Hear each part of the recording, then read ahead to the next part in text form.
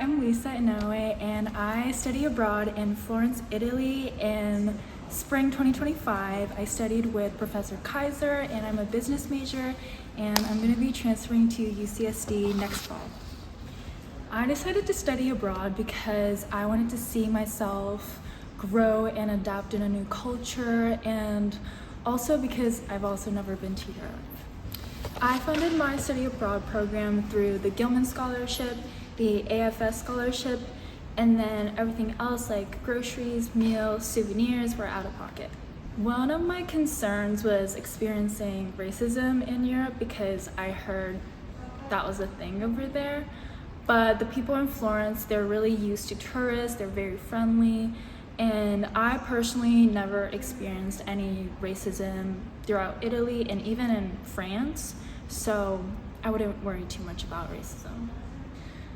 I'd say personally, I was able to get to know myself on a deeper level. Now I know what kind of people I click with, what kind of people I don't.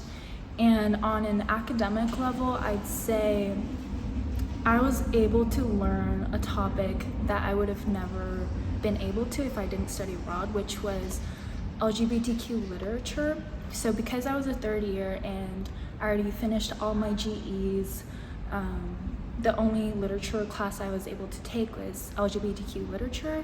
And I'm really glad that I was able to do that because I was able to learn a lot about the history and the community, and it's something to hold on to, and I'm glad I was able to do that. A little bit about the class environment there.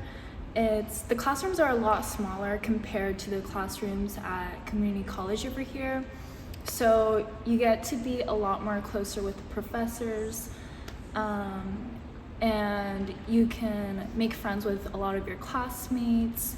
And through that, I was able to go on a bunch of trips with my friends, and I highly recommend going to as many places that you can while you're studying abroad because, within Europe, it's gonna be so much cheaper to travel within Europe, and you're gonna be in your late teens, early 20s, and this is such an important time to expand your worldly views and keep an open mind. My most memorable would be when we first got to the apartment and our landlord was super nice. And so, just seeing the apartment for the first time and getting to know my roommates and seeing the place, an amazing moment. And the exhilaration that we shared in the atmosphere was just something so special and so unforgettable.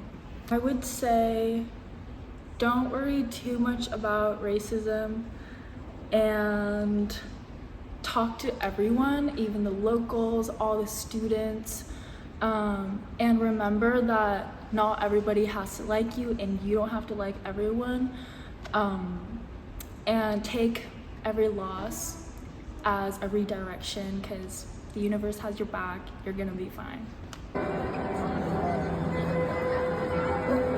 Rock.